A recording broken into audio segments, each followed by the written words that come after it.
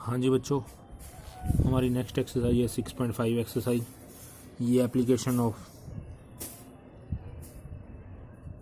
Linear inequalities है। Linear inequalities के ऊपर एप्लीकेशन मतलब अब आपको स्टेटमेंट बनी बनाई नहीं मिलेंगी। अब आपको स्टेटमेंट को पढ़ के उसमें से इक्वेशन बनानी है। जैसे अपना फर्स्ट क्वेश्चन है, फर्स्ट क्वेश्चन में लिखा है find all pair of consecutive odd natural number. Odd natural number का पेयर निकालना है, बोथ ऑफ विच आर, क्योंकि वो कंसेक्यूटिव है तो आप पहले लिखोगे let first odd natural number is x and second odd natural, consecutive word जरूर लिखना, कंसेक्यूटिव का मतलब लगातार। Let first consecutive odd natural number is x और सेकंड वाला क्या होगा एक्स प्लस टू, क्योंकि अगर एक 1 होगा तो अगला फिर 2 जोड़ोगे तभी अगला मिलेगा ना। अगर एक 3 होगा तो उससे अगला 2 जोड़ोगे तभी 5 आएगा ना। कहने का मतलब ये है कि अगर आप एक एक्स मानोगे तो दूसरा एक्स प्लस 2 होगा, चाहे ऑड हो चाहे इवन का सम हो, ठीक है ना। फिर आगे कह रहा है both of which are larger than 10 according to question. दोनों के दोनों 10 से लार्ज हैं। लार्ज का मतलब ग्रेटर देन, पहला भी 10 से ग्रेटर है, दूसरा भी 10 से ग्रेटर है 10 से। ये तो x ग्रेटर देन 10 पड़ा ही रहेगा। ये वाला क्या बना x ग्रेटर देन 8 हो गया। इन दोनों से क्या रिजल्ट बनेगा ये हमने 6.1 एक्सरसाइज में पढ़ लिया है। जब दोनों ग्रेटर हो तो दोनों में जो ग्रेटर वाला होता है वो लिया जाता है, यानी ग्रेटर देन 10। ये क्वेश्चन 1 नाम लिख के छोड़ दो। अगर दोनों लेस हो तो दोनों में जो छोटे वाला होता है वो लिया जाता है, ठीक है। आगे वो कह रहा है अकॉर्डिंग टू क्वेश्चन, इसी क्वेश्चन में कह रहा है such that their sum is less than 40। इनका जो सम है वो लेस देन 40 है, तो इन दोनों का जो सम है वो लेस देन 40 लिख दो। x और x 2x plus 4 less than 40। ये हो गया 2x लेस देन 38। ये हो गया x लेस देन 19। इसको इक्वेशन नंबर 2 नाम दे दो। From 1 and 2 x greater than तो 10 है और लेस देन 19 है। अब ये अपना आंसर है, पर आपको इसके बीच में x की वैल्यू भी बतानी है, क्योंकि ये x कौन है, सारे के सारे ऑड नंबर है। तो आपको ये बताना है 10 और 19 के बीच में ऑड नंबर कौन से हैं।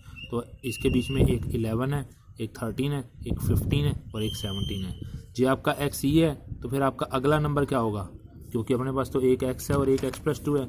अगर आपका x 11 हुआ तो आपका x प्लस 2 होगा 13। अगर 13 हुआ तो 15, 15 हुआ तो 17, 17 हुआ तो 19। इसका मतलब हमारे पेयर क्या आ गए 11 13 का पेयर, 13 15 का पेयर, 15 17 का पेयर, ये वाला ये और एक लास्ट 17 19 का पेयर। तो ऐसा बिल्कुल एग्जाम्पल भी आपको मिल जाएगा, एक्सरसाइज में सम भी है, ठीक है। नेक्स्ट सेकंड सम देख रहे हैं। सेकंड सम में लिखा है the marks obtain by a student class +1 in first term and second term. तो marks obtain in first term, obtained in first term में जो मार्क्स ऑब्टेन किए वो हमने एक्स मान लिए, सॉरी एक्स नहीं मान लिए, उसने दे ही रखे थे, 62 मार्क्स दे रखे हैं। Marks obtain in second term वो भी उसने दे रखे हैं। सेकंड टर्म में कितने मार्क्स आए 48। वो कह रहा है find the number of minimum marks he should get in annual exam. तो marks obtain in annual exam, annual exam में क्या मार्क्स आएंगे वो हमने लेट कर लिए, एक्स मान लिए, ठीक है। अकॉर्डिंग टू क्वेश्चन वो कह रहा है कि इसी क्वेश्चन को आगे पढ़ोगे, उस क्वेश्चन में कह रहा है find the number of minimum marks he should get in annual exam to have an average of at least 60। Average जो है एट लीस्ट 60 होनी चाहिए, एट लीस्ट 60। अब एट लीस्ट का मतलब क्या होता है, एट लीस्ट का मतलब होता है कम से कम 60 तो होनी चाहिए या फिर उससे ज़्यादा भी हो सकती है। तो एट लीस्ट का साइन का मतलब ये होता है, और एट मोस्ट का फिर लेस देन होता है। एवरेज ए को बोल लेते हैं। एवरेज क्या चीज़ होती है, एवरेज होता है जैसे first term second term third term, तो इन तीनों का प्लस कर लो। एवरेज वही तो होता है जो मीन होता है, तीनों का प्लस डिवाइड बाय 3 कर दो, ग्रेटर देन 60।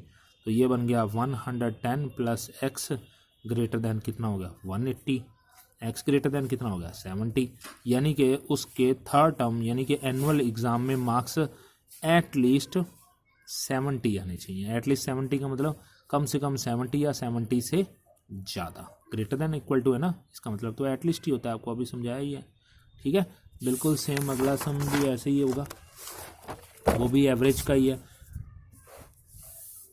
नेक्स्ट मतलब ऐसा एक एग्जांपल भी पढ़ा है, ठीक है। थर्ड सम में कह रहा है in an examination a solution of hydrochloric acid according to question. Hydrochloric acid जो है, हाइड्रोक्लोरिक एसिड जो है वो kept between 30 and 35 degree Celsius में रखा जाता है, सेल्सियस में, यानी कि जो टेम्परेचर है उसका वो सेल्सियस में है, 30 डिग्री एंड 35 डिग्री बीच में, मतलब ऐसे लिखा जाएगा, ठीक है। और वो कह रहा है what is the range of temperature in degree Fahrenheit, और इसका आंसर जो है, यानी आपने टेम्परेचर जो है वो डिग्री फ़ारेनहाइट में निकालना है, टेम्परेचर डिग्री फ़ारेनहाइट में। फ़ारेनहाइट में निकालने के लिए कन्वर्जन फॉर्मूला उसने लिखा हुआ है। कन्वर्जन फॉर्मूला क्या है वो साइड में लिखा हुआ मिलेगा, C = 5/9 F - 32। ये सेम सम इसका अपोजिट एनसीआर इसका एलिमेंट का ही एग्जांपल है, उसमें टेम्परेचर फ़ारेनहाइट में लिखा हुआ है और सेल्सियस में निकालना है। अब की बार टेम्परेचर सेल्सियस में लिखा पड़ा है और फ़ारेनहाइट में निकालना है। तो यहाँ कन्वर्जन फॉर्मूला C का बदलने का F में ये वाला फॉर्मूला लगा दो, 5/9 F - 32, 30 डिग्री एंड 35 डिग्री।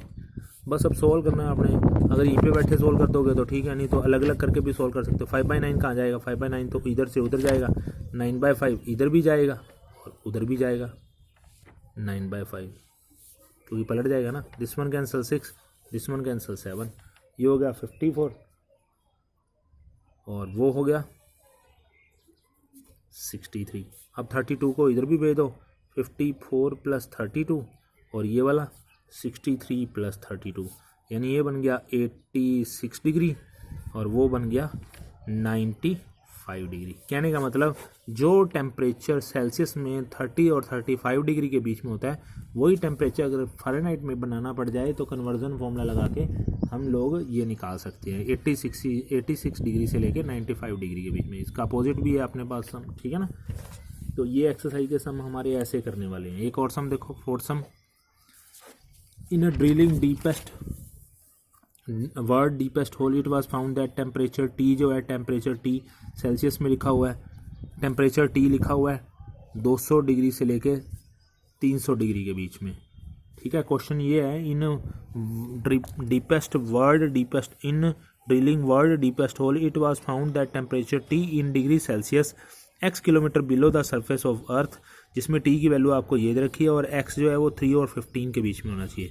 यानी कि जो मशीन है ना, ड्रिल मशीन, वो टेम्परेचर T लगा करके x किलोमीटर गहराई तक अर्थ को मतलब डिगिंग कर सकती है, खोद सकती है, और टेम्परेचर T की जो है वो ये वैल्यू भी दे रखी है। और टेम्परेचर T जो वो कह रहा है, अब आप बताओ डेप्थ, यानी कि वो कितनी गहराई तक जाएगा अगर टेम्परेचर 200 डिग्री से लेकर 300 डिग्री के बीच में हो। तो मैंने टेम्परेचर की वैल्यू लिख दी है 200 डिग्री से 300 डिग्री के बीच में, अकॉर्डिंग टू क्वेश्चन गिवन है 200 degree and 300 degree, but T की वैल्यू अपने को क्लियर भी दे रखी है ताकि हम x की वैल्यू निकाल सकें। जैसे उस सम में सेल्सियस में दे रखा था टेम्परेचर, उसको फ़ारेनहाइट में बनाना पड़ा था, फ़ारेनहाइट में बनाने के लिए कन्वर्जन फॉर्मूला साइड में लिखा ही पड़ा था, वही बात यहाँ पे है। यहाँ पर T को हमने T से हमने x की वैल्यू निकालनी है और वो उन्होंने लिखी पड़ी है, T = 30 + 25 x - 3, ये अपने को उन्होंने क्वेश्चन में दिया हुआ है, ठीक है। आप स्टेटमेंट सामने देख लेना और फिर x की वैल्यू निकालनी है, और वो जो x की वैल्यू है वो 3 और 15 के बीच में ही आनी चाहिए, उसने ये बोला है। तो हम T की वैल्यू अभी डाल ही देते हैं, 200, T की वैल्यू 30 + 25 x - 3 < 300, बस सॉल्व कर लो, आंसर आ जाएगा। क्या करोगे, पहले 30 को इधर भी भेजा उधर भी भेजा, 200 - 30 25 x - 3, आपकी मर्जी है, पहले 25 को अंदर भेज के सॉल्व करके फिर करना हो तो आपकी मर्जी है। 300 - 30, दिस वन कैंसल 170, मतलब माइनस करके 170 आ गया, ये 25 x - 3, ये सॉल्व करके 270 आ गया। अब 25 को अंदर भेजना है तो अंदर भेजो, 25 को डिवाइड में भेजना है तो डिवाइड में भेज दो। 25 इधर भी डिवाइड में आ गया, मल्टीप्लाई में है ना तो डिवाइड में ही जाएगा, उधर भी डिवाइड में आ गया। अब -3 इधर भी प्लस में आ जाएगा, -3 उधर भी प्लस में चल जाएगा। बस अब सॉल्व करो एलसीएम लेके और आपका आंसर पता चल जाएगा। आपका x, यानी अगर उस मशीन का टेम्परेचर 200 और 300 डिग्री 200 और 300 के बीच में हो तो उस टाइम आप कितनी गहराई से उसका अर्थ कितना डीप तक लेके जा सकते हो। ओके, करो ये सम।